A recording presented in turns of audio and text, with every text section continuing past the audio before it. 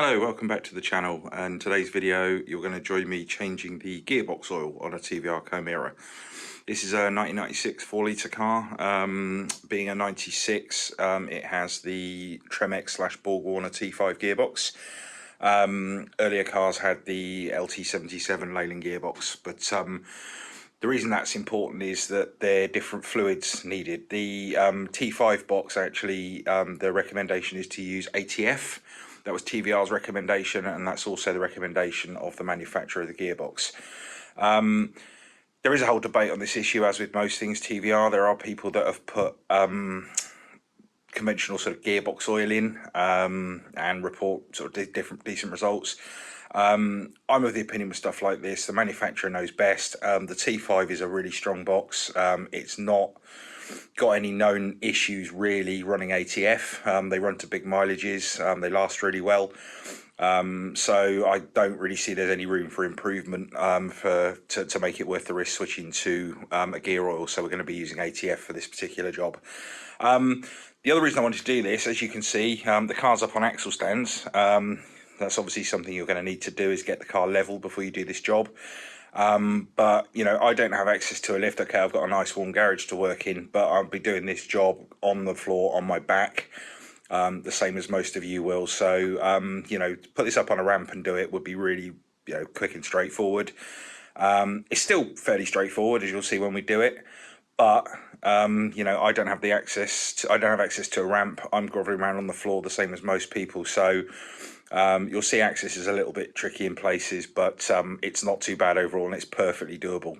So yeah, let's crack on, and we'll see how we get on. So this is what we're going to be using. I've got 3 litres of Castrol Transmax ATF. It's a Dexron II, which is, I think the original spec calls for Dexron II, but Dexron III is backwards compatible. Yeah, in theory, any Dexron 3 transmission oil or Dexron 2, if you can still find it, will do the job. The dry fill, I think, is 2.5 litres. I've bought 3 litres just to make sure that I've got enough. So let's go under the car and have a look at where the drain and fill plugs are. Okay, so we're now under the car. Driver's side. There's the bell housing for the gearbox, clutch cover there, and just there, see that square plug, that's the drain plug. And then if you look, hard to see, you got this piece here, and just above that, just above that little lip, is the fill plug. Now, whenever you do this job, any car, golden rule, always undo the fill plug first, because if you can't get that out and you drain your transmission first, you're in shit street basically, because you can't fill it back up. So we're going to get a 3/8 drive socket, 3/8 drive ratchet, sorry, which will fit into those holes, and we're going to try and crack those loose. Okay, so just take a standard 3/8 drive ratchet, and I'm not sure how much of this you're going to be able to see.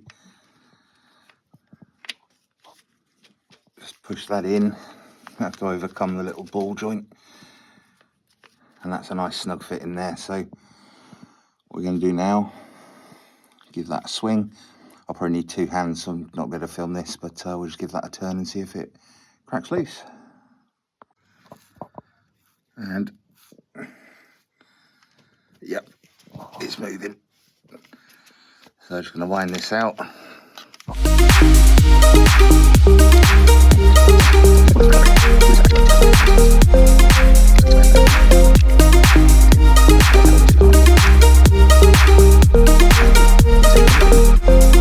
Yeah, once you've initially got it cracked, the easiest thing to do is pop a 3/8 extension in the hole.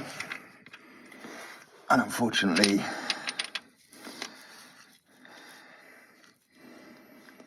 can't really see much, but what I'm doing here is I'm just using this extension directly in the hole.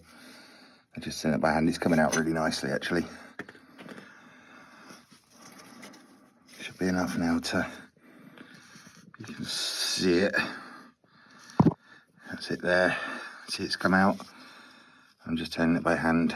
It's coming out now.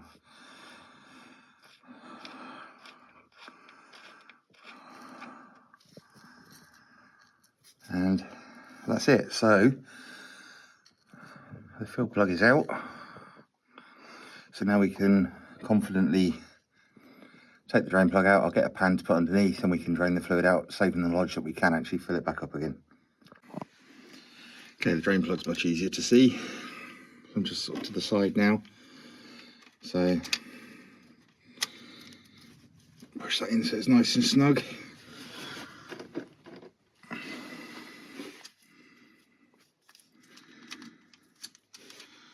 Get that to a slightly better angle. God, that's tight. Just going to move that drain plug, the drain pan temporarily, just to give myself slightly better.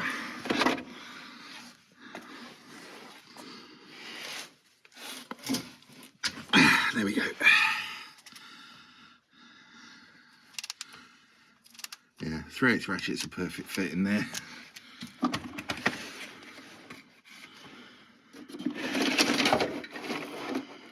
Position the drain plug because that's going to pee out when I'm going to do it.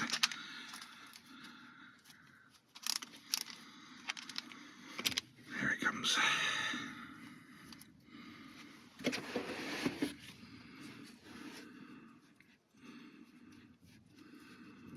Interesting to see what's in this actually.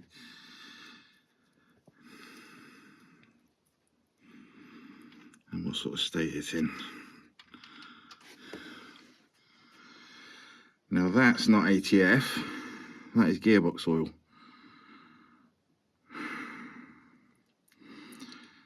Interesting. Nice and clean, doesn't look like it's been in there long. But ATF is red. And that's, yeah, it stinks, it's gearbox oil.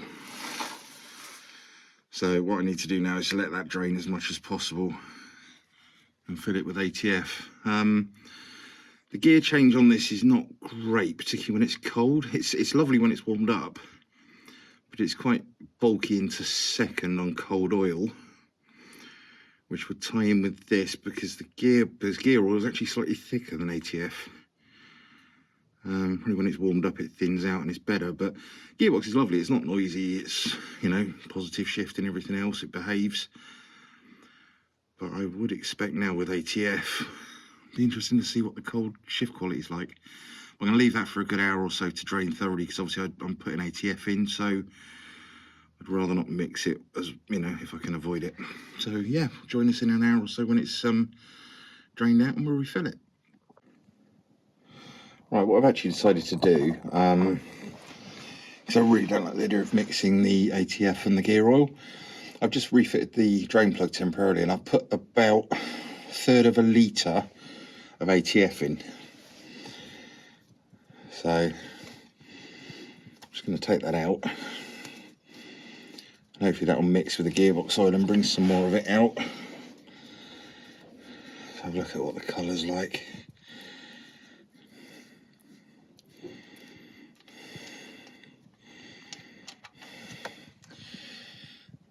Yeah, so that's obviously clean ATF. It's a little bit brown, but again that should just bring some of it out and just reduce the amount of mixing. So let that drain and we'll fill it back up. Okay, that's all drained out. I'll just put a little smear of RTV sealant around the threads. There's no washer on these, they're a taper fit. This should just stop any oil getting past the threads.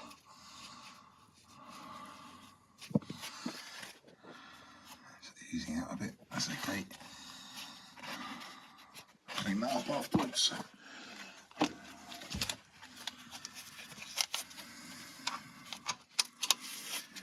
And you don't have to overdo these, you can actually crack the transmission casing. So I'm just gonna do this up till it snugs. Oops.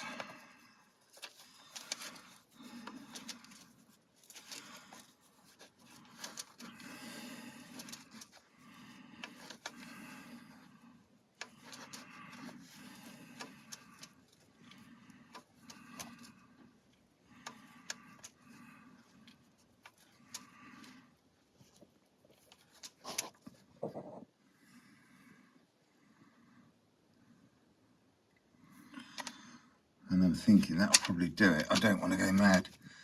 You can always nip it up if it leaks. Well, I'll just keep an eye on that, and then I'm just going to get a rag, clean that excess RTV off, and then we can fill it up. And there it is, fitted, cleaned up. Like I say, I haven't done it particularly tight. These are a tapered fit, and if you overdo them, it will crack the case, and that's the last thing you want to do. So I've snugged it. It's got RTV. We'll fill it up. If it leaks, I'll nip it up a bit more. But if it doesn't leak, I'm quite happy with that as it is. Right, we've hit our first problem.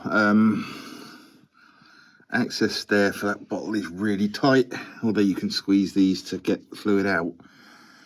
What's happening is I clearly can't get it in far enough because it's actually leaking. It's not leaking, but it's coming back out.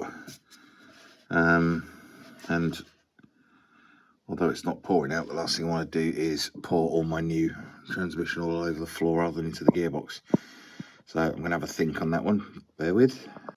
As usual in these situations, I have routed through my absolute pit of a workshop and handily found this piece of nylon tubing that just fits in the nice tight fit in there. And it's obviously quite flexible, and it allows you to, or it's going to allow me to actually put that into the gearbox further than I could get that nozzle on its own. So yeah, we'll try that, see what happens. Yeah, that works much better because I can hold the bottle on the side now. And it's very difficult, you need two hands really to squeeze the bottle, but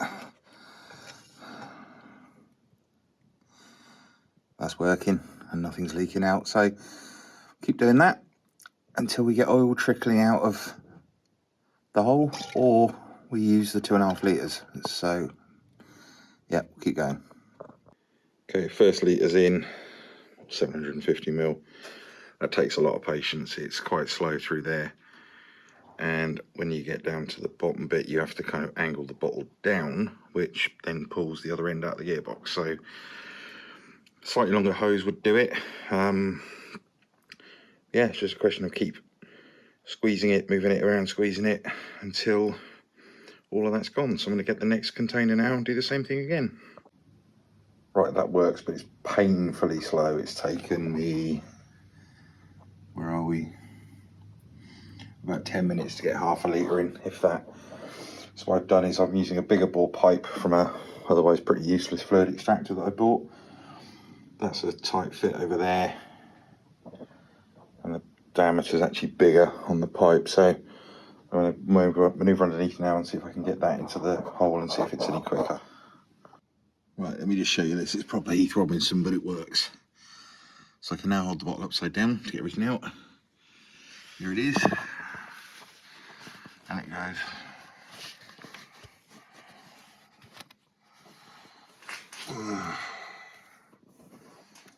Up into the gearbox, that's all I do. Okay, second litres in. A lot quicker now because the hose is a bigger bore. So yeah, hopefully I'm going to put a bit more of the next one in and we should start to see the fluid come out of the hole. And that's what we want to see. So we've got fluid just oozing out of the fill hole now, dripping on the floor. So that is now at the correct level. So I'm just going to let that stop dripping, refit the drain plug, and we know the level is correct. Okay, so I'm happy that the level's correct because the it's dripping out of the fill plug. But just wanted to do a quick sense check on the amount of oil that's gone in. So there's about 800ml in that one, maybe a little bit more, but call it 800. It took the full litre out of that one, and that one, I say that's probably, if you split the difference, that's probably about 675 used, 675ml I would say. So what are we at? 1 litre, 1.8 litres, 2.475. So near as damn it, 2.5 litres. Fill capacity is 2.55, and that's dry. So obviously mine wasn't dry. There's going to be oil on the in the bearings and so on. Although the car's been sat, so a lot of it will have dropped to the sump. There will still have been some of the old oil in there. So yeah, 2.475 litres against 2.55 dry fill, I think. Okay, home straight now. So see, I've got the fill plug back in, bit of RTV on the threads again, and as before, it's in the wrong place. Okay, there we go.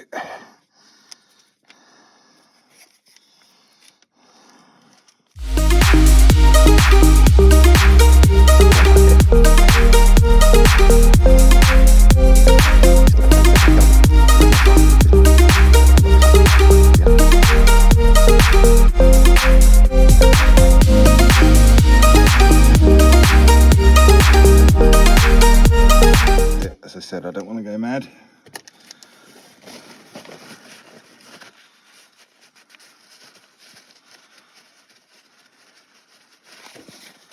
And plug is in. Excess RTV is cleaned off, so just need to clean off the bottom of the gearbox where it's been dripping off. And right, last job was just have a bit of a clean up.